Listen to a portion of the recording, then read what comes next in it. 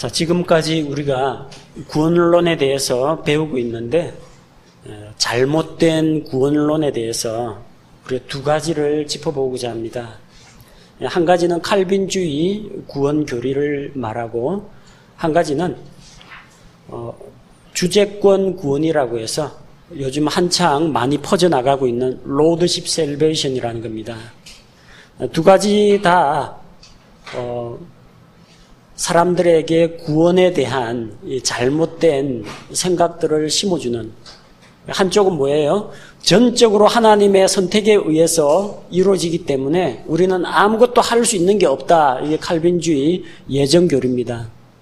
반면에 주재권 구원은 무엇이냐? 우리가 구원받기 위해서 뭔가 행실을 깨끗하게 하고 하나님께 제자로서 헌신하는 삶을 살아야만 구원받지, 단순하게 은혜로 믿음으로 공짜로 구원받을 생각하지 말라는 게 주재권 구원입니다. 두 가지 극단입니다. 양극단은 언제나 불안정합니다. 칼빈주의 구원 교리는 칼빈의 그 교리, 그러다 보니까 장로교 안에 정말 널리 퍼져 있습니다. 처음부터 칼빈이 이런 식으로 이야기를 한 것이 아니고요. 칼빈의 계승자들이 칼빈의 교리의 그 요지들을 뽑아 모으니까 핵심되는 5가지 교리가 나오더라는 겁니다. 그 5가지 교리가 전적 타락, total depravity, 전적인 타락. 두 번째가 무조건적인 선택, unconditional election. 세 번째가 제한 속죄, limited atonement. 네 번째가 거부할 수 없는 은혜, 은총, irresistible grace. 다섯 번째가 성도의 견인, perseverance of the saints. 요 첫 글자를 따면 TULIP가 됩니다. 튤립이라고 부릅니다. 흔히들 칼빈주의 5개 5대 강령 튤립이라고 하는데, 이 5가지 교리는 서로 아주 밀접하게 연결이 되어 있습니다. 그래서 하나가 존재하기 위해서는 4개가 존재해야 됩니다. 그 중에 하나가 무너지면 나머지 4개가 같이 무너질 수밖에 없는 그런 구조로 짜여져 있다는 겁니다. 자, 칼빈주의 교리 자체를 우리가 다른 교파의 교리를 비판하고 부정하는 게 이 강좌의 목표가 아닙니다. 반대로 이 구원 교리에 대해서 성경이 무엇을 말하는지 우리 성경적으로 올바른 교리를 세우기 위해서 이것을 살펴보는 것이지, 칼빈주의 공격하는 게 이 강좌의 목표가 아니라는 겁니다. 자, 첫 번째 칼빈주의 구원 교리의 시작은 전적 타락으로부터 시작합니다. 자, 전적인 타락. 하나님께서 사람들이 죄를 짓도록 예정을 하셨습니다. 전택설에서 우리 배웠죠? 세상이 시작되기도 전에 하나님께서 이미 작정을 가지고 구원받을 자, 구원 안 받을 자 미리 결정해 놨습니다. 그래서 그 다음에 세상을 만드시고 사람을 만드시고 구원을 해야 되니까 멀쩡한 사람 구원할 수는 없잖아요. 그러니까 죄를 지어야 구원을 할 수 있습니다. 그 죄를 짓도록 예정을 해놨다는 겁니다. 이게 하나님의 절대 주권을 주장할지 모르지만 실상은 도덕적으로 하나님이 모든 죄와 악의 근원이라고 하나님을 모함하는 겁니다. 웨스트민스터 신앙고백 제6장 1절에 이렇게 기록되어 있습니다. 우리의 시조들은, 아담과 이브는 사탄의 관계와 시험의 유혹을 받아 금지된 실과를 먹음으로 범죄하였다. 하나님께서는 그의 지혜롭고 거룩한 계획을 따라 그들이 범한 이 죄를 기쁘게 허용하셨는데, 이 부분이 문제입니다. 그 죄를 기쁘게 허용하셨다. 하나님은 죄를 용납할 수 없는 거룩하신 분인데 그들이 범한 이 죄를 기쁘게 허용하셨다는 거예요. 죄인이 돼야 구원할 거 아닙니까? 창세전에 예정은 해놨는데 아무도 죄 안 지으면 뭘 구원합니까? 하나님이 구원을 이루기 위해서는 사람이 죄 짓는 것을 계획해 놓으신 거예요. 이는 그것을 명령하시어, 이 사람이 자발적으로 지은 게 아니라 하나님이 그걸 명령하시어 자신의 영광을 드러내시기로 이미 계획하셨기 때문이다. 아담과 이브가 자발적으로 죄를 지은 게 아니라 이 고백서에 따르면 죄를 지으라고 하나님 명령하고 계획해서 그렇게 될 수밖에 없게 만들어 놓았다는 겁니다. 사람의 타락, 죄에 대한 모든 책임이 누구에게 있어요? 배후 조종자가 하나님이다. 이런 식으로 이야기하는 겁니다. 진짜 신성모독입니다. 자, 그렇게 해서 사람이 죄를 지었기 때문에 사람은 전적으로 부패하고 전적으로 무능력하게 되었다는 겁니다. 그들은 3분설이 아니라 2분설을 주장합니다. 영, 혼, 몸으로 나누지 않고 영혼, 몸으로 나눕니다. 그래서 그들은 사람의 영혼은 죽었기 때문에 하나님을 알 수도 없고 찾을 수도 없고 믿을 수도 없다라고 합니다. 사람의 영은 죽거나 기능이 마비되거나 하지 않습니다. 영과 혼은 영원 불멸입니다. 다니엘서 2장 1절에 느부갓네살이 꿈을 꾸고 그 영이 번민하게 됩니다. 영이 죽어 있으면 감각이 없어야지 왜 자꾸 걱정하고 번민합니까? 열왕기상 21장 5절, 역대하 36장 22절 믿지 않는 이런 왕들도 그 영이 크게 번뇌하고 고민하고 근심합니다. 영의 기능이 죽지 않았다는 이야기입니다. 살아있다는 겁니다. 사도행전 17장 30절에서 하나님은 무지한 자들에게 회개하라고 명령하십니다. 예정론 칼빈주의 교리하고는 완전히 반대가 됩니다. 아니 죽었는데 어떻게 회개가 나옵니까? 죽은 자들은 알아듣지도 못하고 깨닫지도 못하고 하나님을 알 수도 찾을 수도 없다는데 어떻게 이 사람들이 회개를 할 수 있습니까? 회개하라고 하나님은 명령하셨어요. 회개할 수 있으니까 명령하신 겁니다. 사도행전 16장 30절 31절에서 빌립보의 감옥지기 간수가 바울 일행에게 내가 무엇을 하여야 구원을 받으리까? 이 사람은 죽었는데 어떻게 구원을 받아야 되겠다는 그런 기특한 생각을 어떻게 하게 됐어요? 안 죽었다는 이야기예요. 영적으로 하나님과의 교제 관계가 끊어져 가지고 영적으로 관계가 단절되어 있을 뿐입니다. 그런데 몸이 있잖아요. 몸에 귀가 달려있고 눈이 달려있잖아요. 눈을 통해서 성경 말씀을 보고 귀를 통해서 복음을 들으니까 안에 있는 혼이 반응을 보입니다. 아하, 내가 죄인이구나. 깨닫습니다. 깨닫고 자기 죄를 깨닫고 자기 죄를 회개하고 그러면 하나님께로 내가 가겠습니다. 자기 의지적인 결단을 내리고 하나님께 도움을 요청합니다. 그럼 하나님하고 교제 관계가 회복되면서 영적으로 단절되었던 교제 관계가 영적인 교류가 시작이 되는 겁니다.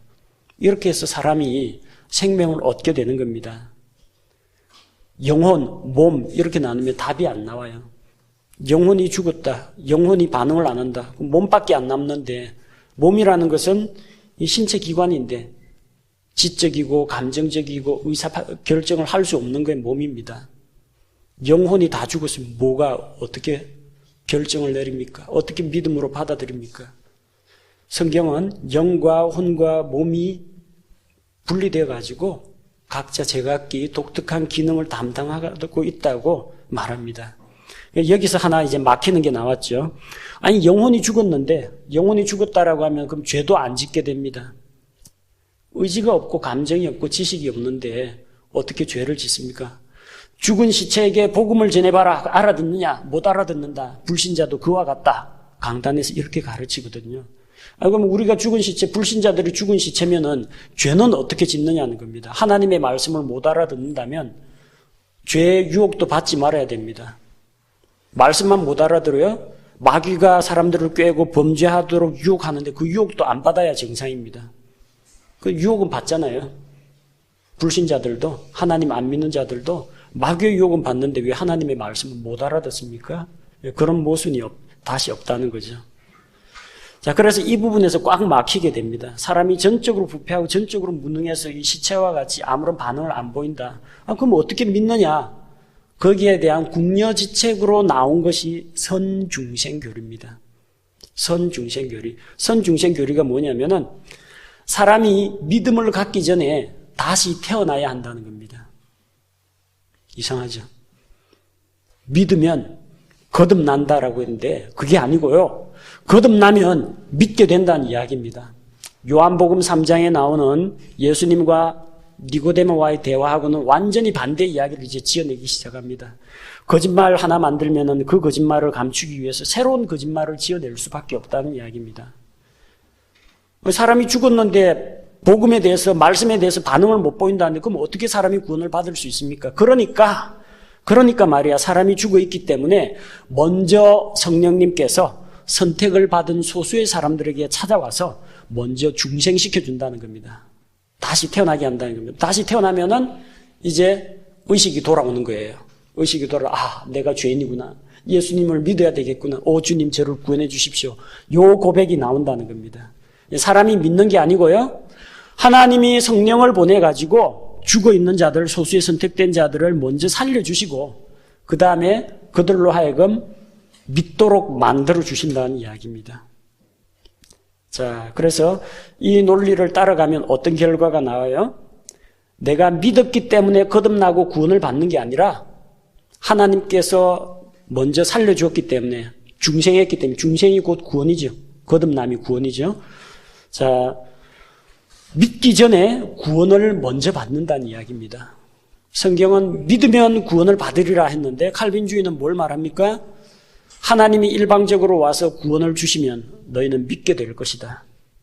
성경의 내용하고는 정반대입니다. 거듭나지 않은 사람은 하나님을 찾을 수 없다라고 했죠.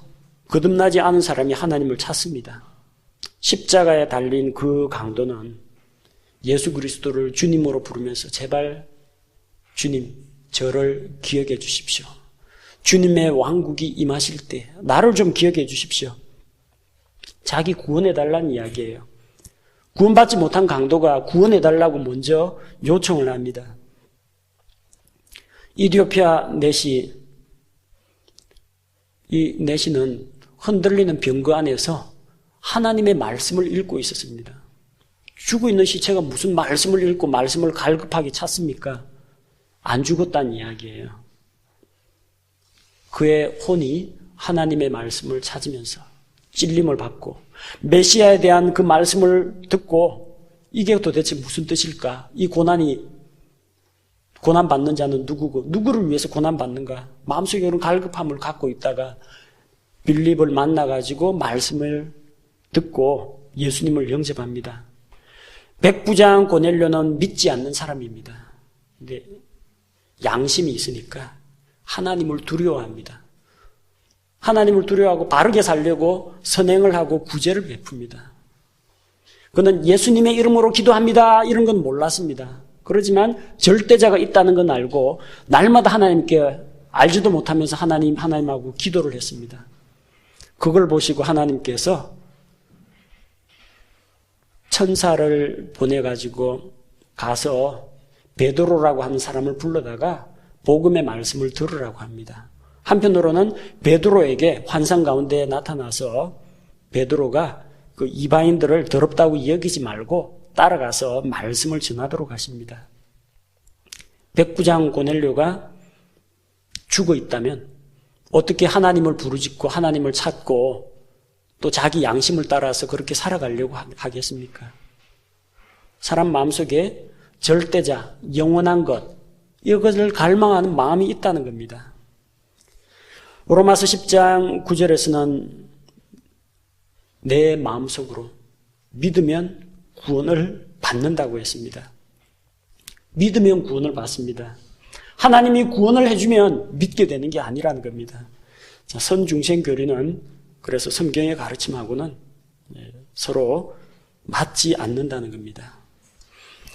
두 번째, 이 무조건적인 선택입니다. 이 선중생교리를 만들어 놨기 때문에 뭐가 따라야 돼요? 사람은 죽어 있는데 성령님께서 먼저 찾아가서 그 사람을 일단 살려놓고 믿도록 만든다고 했죠. 그럼 성령님이 누구한테 찾아가느냐는 겁니다.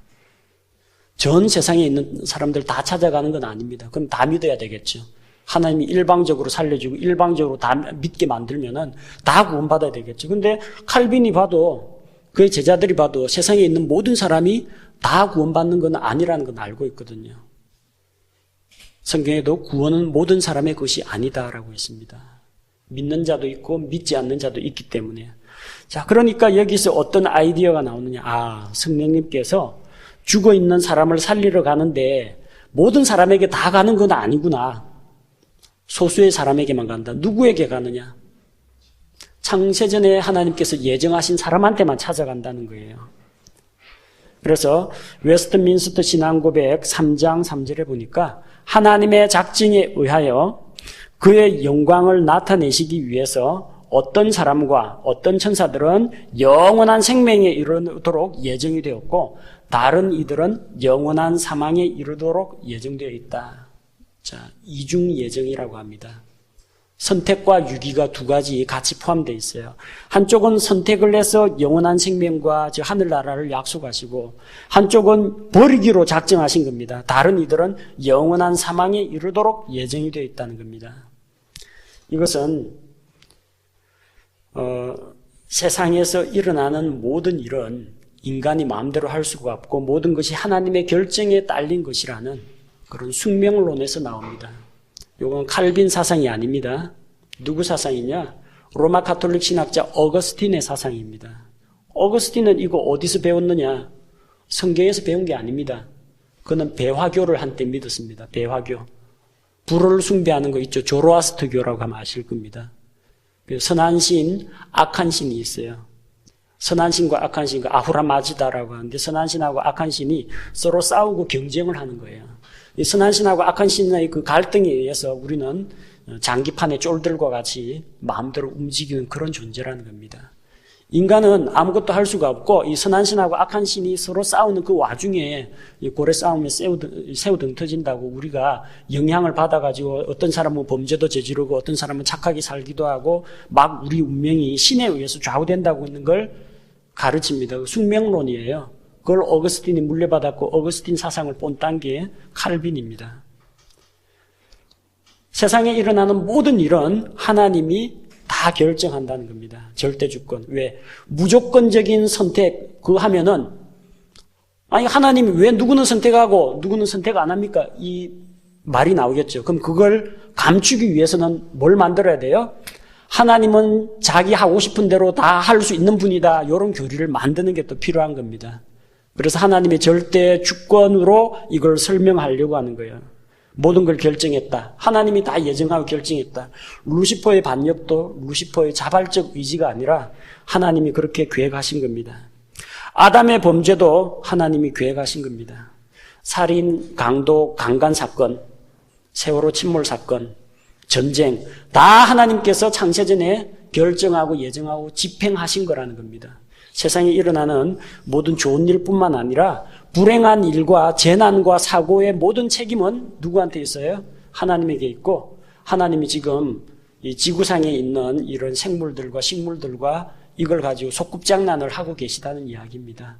우리는 줄 인형, 그 광대 인형에 줄에 매달려 있는 인형이나 다름없는 존재라는 거예요. 사람은 죄로 죽어 있기 때문에 자기 스스로 하나님을 선택할 수 없다는 겁니다. 그래서 하나님이 그를 선택해 줘야 한다는 거예요. 근데 성경은 사람들에게 선택을 강요합니다. 자, 오늘날 내가 생명과 사망을 너희 앞에 두었다. 복과 저주를 너희 앞에 두었다. 너희가 생명과 복을 선택하기를 원한다. 신명기에서 그렇게 말씀하셨어요. 여호수아가 백성들에게 이야기합니다. 그러므로 오늘날 너희 섬길 자를 택하라. 그러나 나와 내 집은 오직 주 하나님만 섬기겠다. 누가복음 14장 16절에서 24절 이런 데에서도 계속해서 선택의 문제가 나옵니다. 하나님을 선택하느냐, 마귀를 선택하느냐, 세상을 선택하느냐, 자기를 선택하느냐 이 중에서 너희가 선택을 하라고 합니다. 선택권이 우리에게 있다는 겁니다. 만약에 하나님의 선택에 의해서 구원받을 자가 미리부터 결정되어 있다고 하면 하나님의 무조건적인 선택에 의해서 결정이 되어 있다고 하면은 하나님의 사랑과 공의라는 성품하고는 모순이 됩니다. 왜? 하나님의 사랑이라는 관점에서 볼 때는 선택하려면 다 선택해야지 누구를 지옥에 던지기로 예정했다는 것은 하나님의 사랑의 성품하고는 맞지 않습니다. 공의하고도 모순됩니다. 거룩하신 하나님, 공의로우신 하나님이 왜 사람들이 죄를 짓도록 계획을 하시고 죄를 짓도록 만드셨느냐는 겁니다. 또한 공의로운 하나님이라면 공평하게 재판을 해야 되는데 마지막 심판대에서 하나님 이의 있습니다. 제가 믿지 못하고 지옥에 떨어진 것은 제 책임이 아니라 하나님이 저에게 은혜를 안 주었기 때문에 창세전에 나보고 지옥 가라고 예정해 놓았기 때문에 이건 제 책임이 아니라 하나님 책임입니다. 재판장에게 이의를 제기할 겁니다. 공의의 재판장이라면 그런 이의 제기를 당할 리가 없다라는 거죠. 또한 성경은 믿고 구원받으라라고 하지 너희가 구원받기 위해서 택함을 받으라 그렇게 이야기하지는 않습니다. 누구든지 whoever 누구든지 믿기만 하면 구원을 받을 수 있다고 했어요. 택함 받은 자이냐 택함 받은 자 아니냐 그게 아니라 믿느냐 마느냐가 구원의 결정 요소라는 겁니다. 웨스트민스터 신앙고백 3장 5절에는 믿음 또는 선한 행위 또는 그들 안에 있는 어떤 다른 것을 그를 감동시켜 선택해 하는 조건들이나 원인들로 미리 보신 것 없이 선택하셨다고 했습니다. 하나님이 사람을 선택할 때는 무조건적인 선택이라는 겁니다. 하나님을 감동시킬 만한 아름다운 선행 보지 않으십니다. 하나님이 이뻐할 만한 아름다운 외모 보지 않으신다는 겁니다. 거기에 뭐도 들어가 있어요? 믿음도 들어가 있어요. 믿음 또는 선한 행위가 어떤 것도 하나님을 감동시키게 할 만한 조건이나 원인으로 작용하지 않고 하나님이 일방적으로 했다는 이야기입니다. 자, 이건 뭘 말합니까? 믿음이 구원의 조건이 아니라는 겁니다. 성경 말씀하고 어긋나죠? 로마서 8장 29절은 하나님께서 그렇게 예정을 하신 것이 아니라 베드로전서 1장 2절처럼 하나님께서 미리 아신 자들을 예정하사 하나님의 미리 아심을 따라서 선택하고 예정하셨다는 겁니다. 일방적으로 김아무개, 박아무개는 구원할 것이다 이런 식으로 선택한 것이 아니라 에베소서 1장 3절, 4절, 5절, 7절에서 뭘 말합니까? 그리스도 예수 안에서 그리스도를 통해서 그리스도 안에서 너희를 부르시고 그리스도 안에서 택하시고 그리스도 안에서 그리스도를 통해 우리에게 은혜를 주시고 그리스도의 피로 말미암아 구속을 주시고 그리스도 안에서 선택하셨다는 겁니다. 하나님께서 노아의 방주를 선택했습니다. 조건 걸어놨습니다. 방주 안에 있으면 다 산다. 홍수에서 안 죽고 산다. 그럼 살려면 어떻게 됩니까? 방주 안에만 들어가면 됩니다. 코끼리는 들어오고 얼룩말은 들어오지 마라. 하나님은 그런 제한 안 달아놨습니다. 누구든지 방주 안에 들어가면 산다고 했어요. 예수 그리스도라는 인물을 하나님의 그리스도를 선택을 해놨습니다. 누구든지 그리스도 예수 안에 있으면 산다. 예수님 밖에 있으면 죽는다. 자기 죄를 회개하고 하나님께 나아와서 예수 그리스도의 몸 안으로 들어온 자는 다 삽니다. 예수 그리스도를 통한 구원이지 한 사람을 개별적으로 누구는 구원받아라 누구는 구원받지 마라 이런 식으로 정하지는 않았다는 겁니다.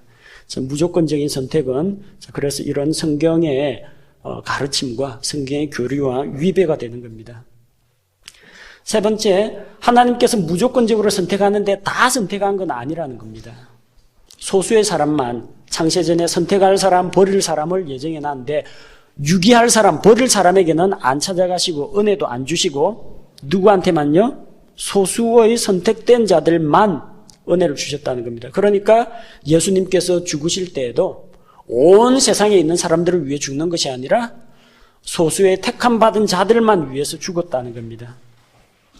예수 그리스도께서는 하나님께서 창세전에 예정하신 선택받은 사람들만을 위하여 피를 흘리시고 죽으셨다. 따라서 택함받지 못한 자들은 아무리 예수님의 피를 의지하려고 해도 의지할 수가 없다는 겁니다. 그건 너를 위하여 흘린 피가 아니기 때문에 너한테는 아무 효력이 없다라고 하나님이 이야기하신다는 겁니다. 그러나 디도서 2장 11절에서는 구원을 가져다 주시는 하나님의 은혜가 모든 사람에게 나타나. 하나님의 은혜는 어떤 은혜냐? 구원의 은혜입니다. 구원의 문은 모든 사람에게 나타났고 모든 사람에게 열려 있습니다. 히브리서 2장 9절 하나님의 은혜로 말미암아 예수님께서는 모든 사람을 위하여 죽음을 맛보려 하심이라. 근데 꼭 칼빈주의자들은 이것을 하나님의 은혜로 말미암아 소수의 선택받은 사람들을 위해서 죽음을 맛보려 하심이라 억지로 이렇게 읽는다는 겁니다. 성경에 모든 사람이라고 나와 있어도 그렇게 안 읽는다는 게 문제입니다. 성경을 그대로 받아들이지 않는 게 문제입니다. 요한일서 2장 2절, 만일 우리가 죄를 지면 하나님 앞에 우리의 변호자가 있으니 곧 의로우신 예수 그리스도시라. 그는 우리 죄를 위한 화해 헌물이니 우리만 위할 뿐 아니요 온 세상의 죄들을 위하심이라. 이번엔 아주 우리하고 온 세상하고 둘 다 해놨어요. 우리는 누구예요? 사도 요한과 요한의 지금 이야기하고 있는 교회 성도들입니다. 온 세상은 누굽니까? 예수님을 거역하고 믿지 않는 자들을 이야기합니다. 그러니까 이 구절에서는 어쩔 수가 없어요. 온 세상이라는 것은 믿는 자들이다. 칼빈주의자들은 그렇게 해석을 합니다. 근데 앞주에 뭐가 나와요? 우리만 위할 뿐 아니요 온 세상의 죄들을 위한 화해 헌물이라고 했어요. 두 부류 다, 믿는 사람, 믿지 않는 사람, 두 부류 다 예수님이 대신하여 죽으셨다는 겁니다. 디모데전서 4장 10절, 그분은 모든 사람의 구원자다. 칼빈주의자들은 또 이걸 그렇게 안 읽습니다. 예수님은 선택받은 소수의 사람들만의 구원자다. 성경에 없는 걸 자꾸 끼워 넣어서 자기들 나름대로 읽고자 하는 게 문제가 된다는 겁니다. 그래서 이 제한속죄 교리, 예수님은 소수의 사람들만을 대신해서 죽었지 온 세상의 죄를 위해서 죽은 것은 아니다. 요한복음 3장 16절에서 하나님께서 세상을 이처럼 사랑하사 했는데도 그 세상을 이 칼빈주의에서는 하나님께서 소수의 선택받은 자들만을 사랑하사 그렇게 읽는다는 겁니다. 네 번째, 거부할 수 없는 은혜입니다. 자, 소수의 사람을 그래 선택했는데 예수님께서 그들만을 위해서 피를 흘렸는데 만약에 하나님을 선택했는데 그들이 안 믿으면 어떻게 되느냐? 그래 되면 하나님의 절대 주권이 훼손당하겠죠. 믿으라고 했는데 안 믿으니까. 또한 소수의 사람들만을 위해서 예수님이 피를 흘렸는데 그들 가운데 선택받은 자들이 안 믿겠다고 하면은 그 사람분만의 피는 헛되이 낭비된 것이 아니냐, 그런 주장을 합니다. 그래서 하나님이 선택하셨으면 너희는 아무리 날고 기는 재주가 있어도 거부할 능력이 없다. 거부할 수 없는 은혜를 주셨다는 겁니다. 만일 하나님께서 당신에게 은혜를 베풀기로 작정하셨다면 당신은 결코 그 은혜에 저항할 수 없다. 당신은 반드시 그 은혜를 받아들이고 구원받아야 한다. 이게 거부할 수 없는 은혜라는 겁니다. 과연 그렇습니까? 하나님이 은혜를 베풀면 사람은 거역할 수가 없습니까? 사람은 하나님을 거역할 수 있습니다. 사도행전 7장 51절에서 스데반 집사가 거역하는 이스라엘 백성을 향해서 뭐라고 책망합니까? 너희가 너희 조상들처럼 목을 굳게 하고 성령님을 거역하고 있다고 이야기합니다. 거역하고 있다고 했어요. 누가복음 7장 30절에서 바리새인들과 율법사들은 요한의 침례를 인정하지 않습니다. 그래서 자기들을 향한 하나님의 계획을 거절했다고 했습니다. 하나님의 계획이 뭐예요? 죄인들을 회개시켜서 구원하는 게 하나님의 계획인데 바리새인들과 율법사들은 하나님의 계획을 거절했습니다. 요한복음 5장 39절 40절에서 예수님께서 너희가 성경 기록에서 성경 말씀을 통해서 영원한 생명을 얻는 줄 알고 성경 말씀을 묵상하는데 상고하는데 그 성경이 바로 내게 대해서 증거하는 것이다. 그러나 너희가 생명을 얻기 위해 내게 나아오기를 원치 아니한다.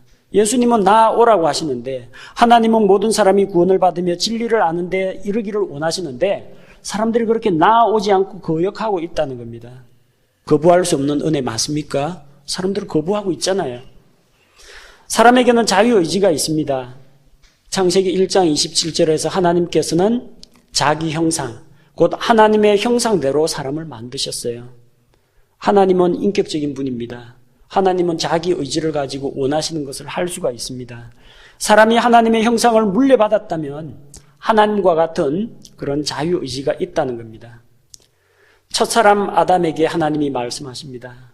동산에 있는 모든 나무에서 나는 것은 내가 마음대로 먹어도 되나?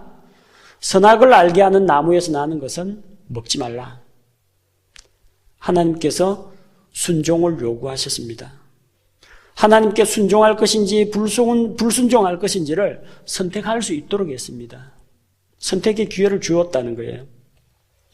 신명기 30장 19절 오늘날 내가 너희 앞에 생명과 사망, 복과 저주를 너희 앞에 두노니 너희는 생명과 복을 선택하라고 이야기합니다.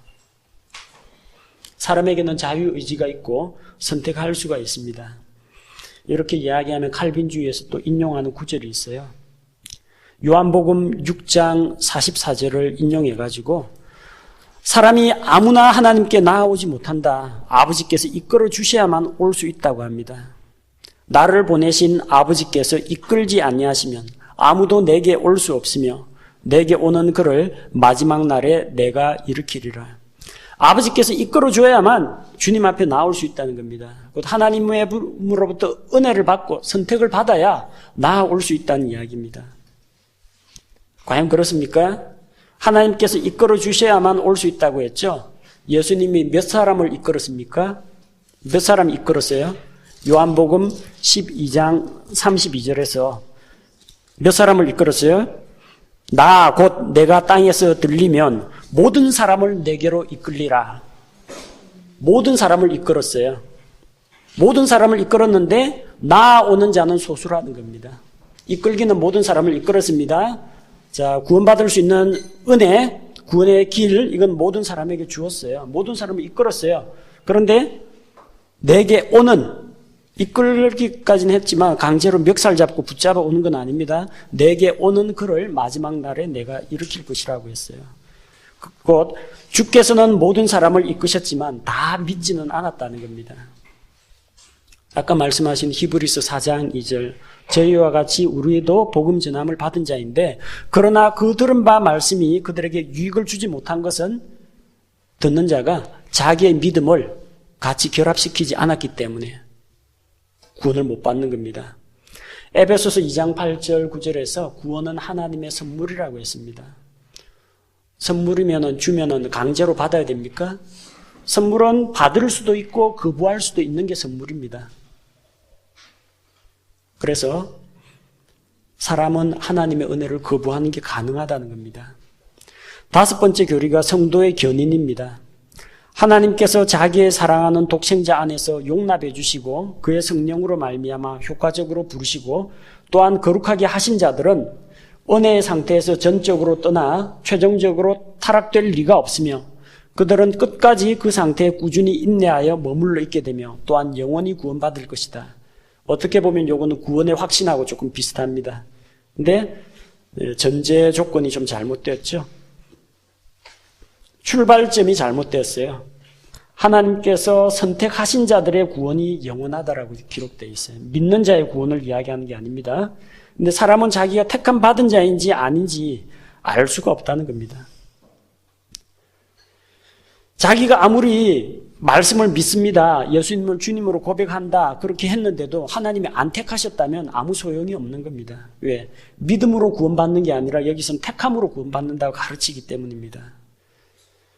그리고 만약 내가 택함을 받았다면 어떻게 살든 하나님이 인도하신다. 그걸 믿기 때문에 자기가 앞으로 무슨 짓을 하더라도 이게 다 하나님의 뜻이라는 겁니다. 내가 지금 타락하고 죄를 짓고 있는 것도 창세전에 하나님께서 나를 이렇게 하도록 예정하신 것이고 나중에 더 크게 돌이켜서 더 크게 쓰시기 위해서 나를 이렇게 이런 행동을 하게 만드셨다라고 스스로 위로를 한다는 겁니다.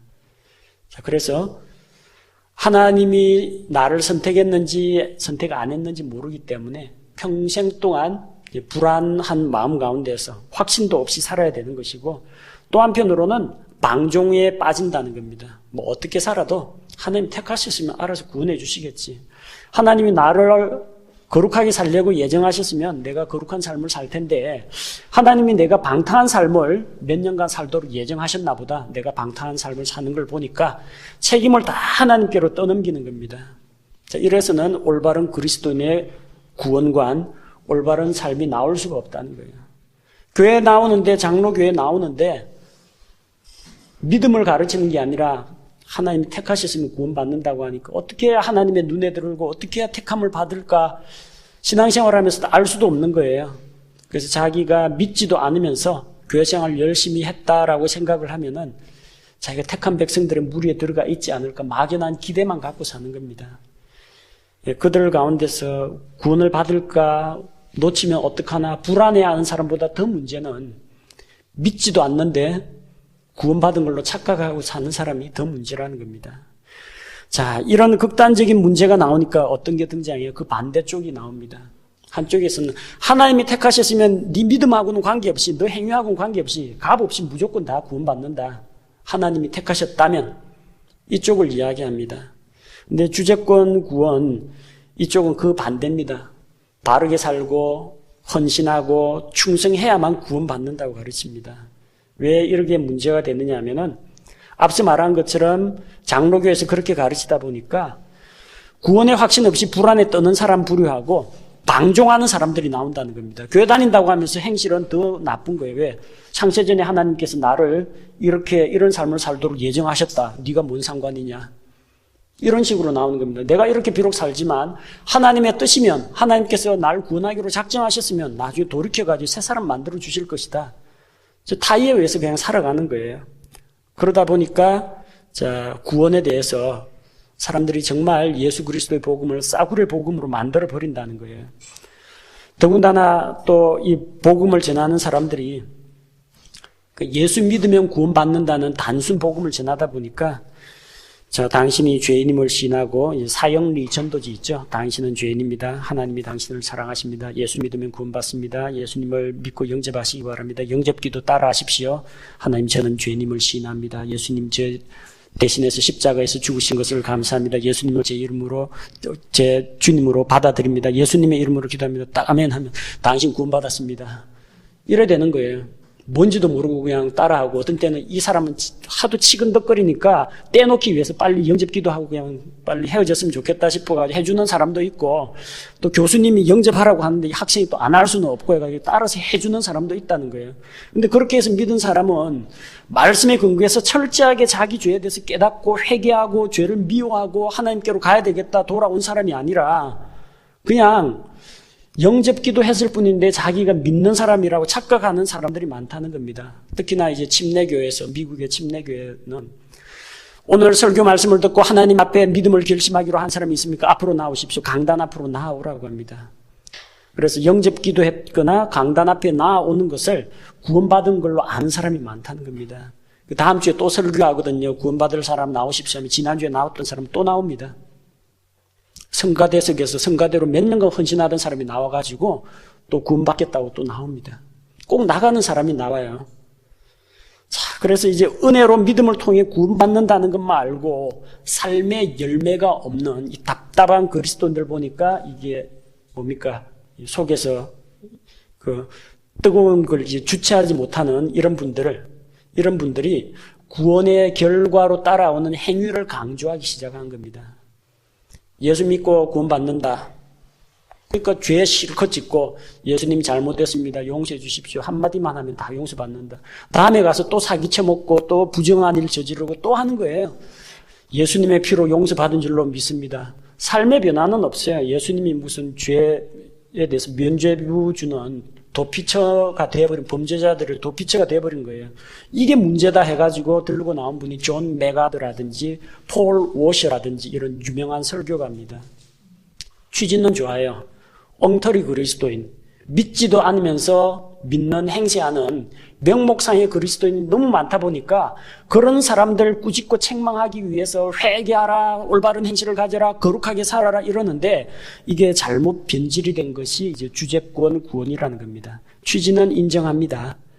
그냥 단순히 입으로 주문 몇 번 영접기도 따라한 거, 강단 앞에 나와가 믿겠다 결심한 거, 그게 믿음의 전부인 양 생각하고 구원도 안 받았으면서 구원이라고 착각하는 사람들이 많은데 그게 아니라 구원받았으면 행위가 따라와야 한다. 맞는 말입니다. 근데 그 행위를 너무 강조하다 보니까 주제권 구원이 나옵니다. 로드십 셀베이션이라는데 로드십이라는 건 주님이 죄 문제만 해결해 주는 그 구세주가 아니고요. 죄에서 건져주는 구세주가 아니라 내 생활 전반을 다 주관하는 구세주를 영접해야 한다는 겁니다. 사도행전 2장 36절에서 예수님은 주와 그리스도가 된다고 했다. 그리스도는 죄에서 건져주는 구세주고 주는 뭐냐? 너 일생의 주인이다. 그래서 삶의 전반 영역에서 예수님을 주님으로 인정하라는 겁니다. 누가복음 9장 23절 24절에서 자기를 부인하고 자기 십자가를 져야만 구원을 받는다고 가르칩니다. 이거 실제로는 누구한테 한 말이에요? 제자들한테 하신 말씀입니다. 제자의 삶하고 이걸 그냥 뒤섞어버린 겁니다. 로마서 10장 9절 10절에서 내가 만일 내 입으로 예수님을 주님으로 시인하며 하나님께서 그를 죽은 자 가운데서 다시 살리신 것을 마음에 믿으면 구원을 얻으리니 했는데 그 주가 뭐예요? 이 사람이 말하는 그 주라는 것은 삶의 전반적인 주인을 이야기합니다. 그래서 내가 예수님을 나의 죄 문제를 해결해 주신 구세주로는 믿었는데 내가 돈 문제에 있어서는 주님을 주님으로 인정하지 못하고 있다. 가정에 있어서, 친구에 있어서, 시간에 있어서 목사님이 어떤 그 교회 성도들에게 주말에 교회 나와서 일 좀 하십시오. 목사님 제가 직장일 때문에 바빠가지고 못 나오겠습니다. 당신은 시간을 주님께 드리지 않았습니다. 시간 문제에 있어서는 당신은 직장이 주인이고 주님이 당신의 주인이 아니니까 당신이 구원 못 받았습니다. 이래야 되는 거예요. 이번에 헌금 얼마만 내십시오. 생활 형편이 요즘 어려워가지고 이것밖에 못 드립니다. 당신은 돈 문제에 있어서 하나님 앞에서 하나님을 주인으로 인정하지 않습니다. 당신은 예수님을 주님으로 모시고 있는 게 아닙니다. 따라서 당신 구원 못 받았습니다. 이래 돼버리는 거예요. 목회자가 성도들의 모든 삶의 영역을 다 그리스도의 주제권 가지고 통제를 할 수가 있게 되는 거예요. 그래서 그 교회 다니는 사람들은 진짜 구원받기가 힘들어요. 아니 어떻게 사람이 가정, 직장, 친구, 시간, 자기 분노하는 감정 이 모든 것까지 전부 다 주님에게 다 맡기고 주님의 절대 주권하에 놓일 수가 있느냐는 겁니다. 여러분 그런 삶을 살 수가 있어요? 그 과거 율법 시대보다 더 힘들어요. 구원받기가. 이런 식으로 이야기하면. 왜? 영접기도 5분 만에 따라하면 구원받는 그 구원이 아니라 구원을 너무 어렵게 만들어버린 거예요. 하도 그냥 이상한 명목상의 신자, 썬데이 크리스찬, 날라리 그리스도인들이 많다 보니까 그런 사람을 없애려고 하다가 구원받는 길을 너무 힘들고 무겁게 만들어버린 거예요. 이 바리새인들보다 더 중한 짐을 신약교회 성도들한테 주고 있다는 겁니다. 왜 문제가 됩니까? 믿음의 행위가 따른다. 맞는 말이에요. 근데 행위를 너무 강조하다 보니까 우리 노력이나 행위로는 구원을 받을 수 없는데 구원받을 수 있는 그 조건에 우리 행위가 들어가 버린다는 겁니다. 행위 구원이 되기 때문에 문제입니다. 에베소서 2장 10절에서 2장 8절 9절은 믿음으로 값없이 우리의 노력이 아니라 하나님의 은혜로 구원받는다고 했는데 그렇게 구원하신 목적이 뭐라고 했습니까? 2장 10절에서 그분이 계획하신 그 선한 열매를 맺는 선한 일을 하는 백성이 되게 하려고 한 겁니다. 순종과 선한 행위는 믿고 구원받은 후에 따라오는 건데 그걸 구원의 조건으로 넣으면 문제라는 겁니다. 결과로 넣는 건 맞습니다. 믿는다면 이런 행실이 따르는 것이 옳습니다. 그건 맞는데 구원받으려면 이런 행실을 해야만 구원받습니다 하면은 역으로 말하면 행위 구원입니다. 이 주제권 구원의 가장 큰 문제는 그리스도인과 그리스도의 제자를 혼동하고 있다는 겁니다. 구원을 위해서는 십자가가 필요합니다. 무슨 십자가가 필요해요? 예수님이 십자가를 지셔야 됩니다. 내 죄 때문에. 그럼 구원받는 데 필요한 건 예수님 십자가입니다. 근데 우리가 예수님의 제자로 살아가고 헌신하기 위해서는 우리가 자기 십자가를 지는 것이 필요합니다. 누가복음 9장 23절 24절에 그 십자가를 지고 자기를 부인한다는 것은 예수님이 우리 대신 십자가에 달려 죽는 게 아니고요. 예수님처럼 내가 십자가를 지고 따라가는 걸 이야기합니다. 그거는 구원을 위한 십자가가 아니고 헌신을 위한 십자가입니다. 또 이 문맥은 불신자한테 너희가 십자가를 지야만 구원을 받을 것이다 그 이야기가 아니고요. 이미 예수님 믿고 있는 제자들에게 하신 말씀이라는 겁니다. 그리스도인과 그리스도인의 제자를 혼동하면 안 됩니다. 구원과 헌신 문제를 뒤섞어 놓으면 안 된다는 겁니다. 자, 이런 주제권 구원 때문에 영적으로 어린 성도들은 상처를 받습니다. 내 삶이 변화가 없는 거 보니까 나는 구원 안 받은 거구나.